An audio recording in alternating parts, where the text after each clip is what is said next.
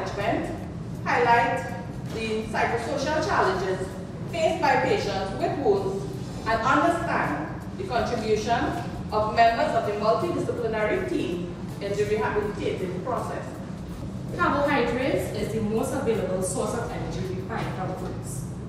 It is the main nutrient in staple foods such as bread, macaroni, ground provision, pasta, dried cereal like oats, cream of wheat, sago. It is the sugar found in the natural sugar found in fruits. It's found in peas and beans and milk products. We really emphasize avoiding those foods that limit or inhibit wound healing, such as the alcohol, fried foods, processed foods, and foods high in added sugars.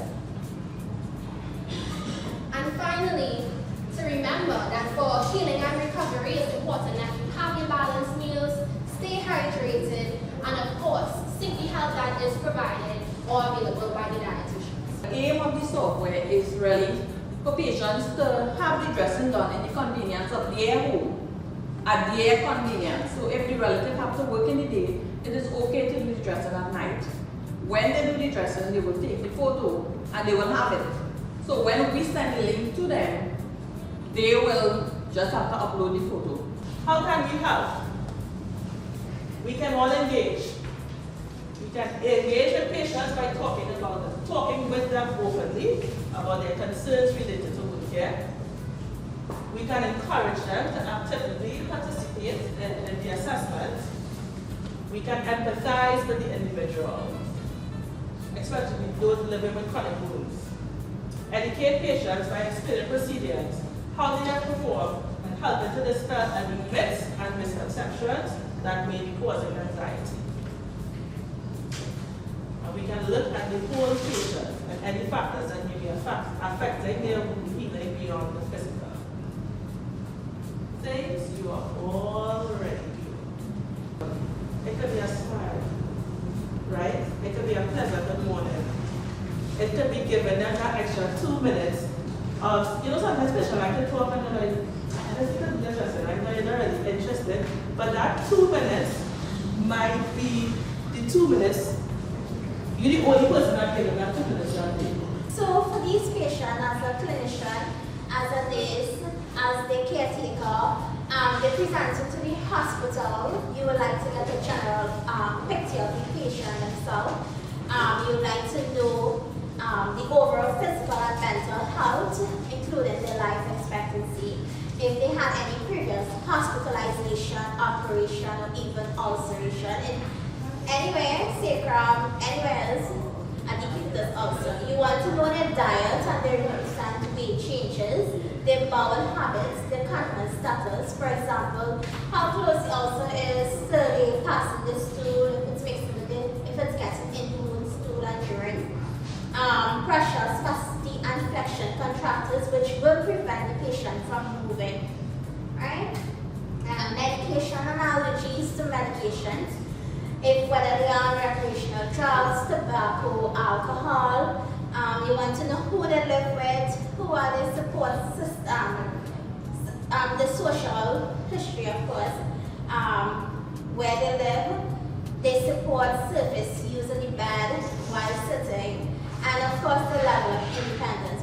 So 2024, what a year. A storm, a test, a valley. Our mother, who was a diabetic patient for a long time, developed what we thought was just a tiny bruise on her left foot. We went privately to take care of the wound. We followed instructions and did our best, but the journey quickly spiraled. A prescribed medication made her severely ill, and we ended up at Sandy Ryan General Hospital. It was here we discovered that in addition to the prescribed medication that made her ill, Mom had suffered multiple strokes and heart attacks. She was eventually discharged, but soon returned because the wound on her foot had become infected. That's when we met Dr. Lala, a young, compassionate warrior in a white coat. She performed the debridement and told us something we will never forget. go to the wound care unit. That's where real healing begins. And she was right. What we found at that unit was nothing short of sacred. A team of angels in uniforms. Nurses who didn't just treat the wound, they treated the person. They treated our mother, our family with compassion, empathy, and a ferocious dedication that still brings tears to our eyes. They didn't just clean the wound, they spoke life to her. They prayed over her. They gave strength. They gave us strength when we had none left. They looked beyond the bandages and saw the woman fighting to keep her independence, her dignity, and her faith. They taught her how to adapt, how to maneuver, how to believe again. They reminded her that she is not alone and neither will be. To the wound care unit, you didn't just treat a wound, you saved a life. And for that, we are eternally grateful. Thank you.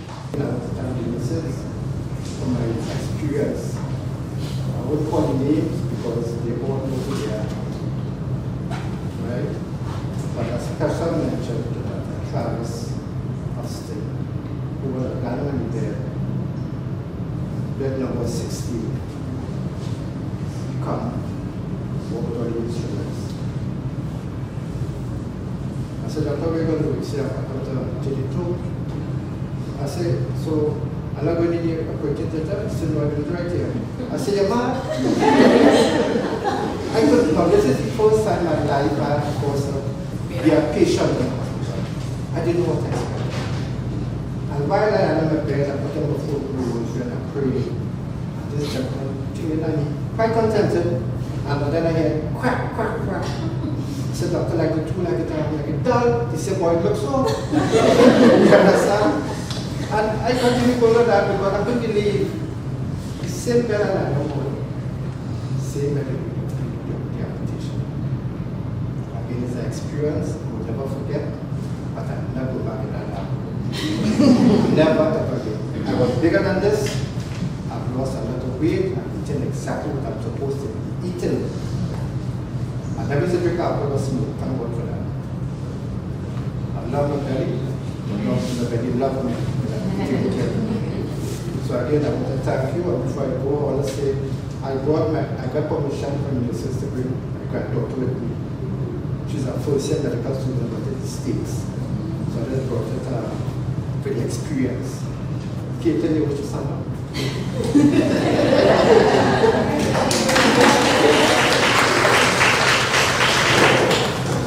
Thank you very much. I want to impose it. The woman is what I walk in. At that time, I was told that he died last year. His son was a doctor. I have brothers and my daughters.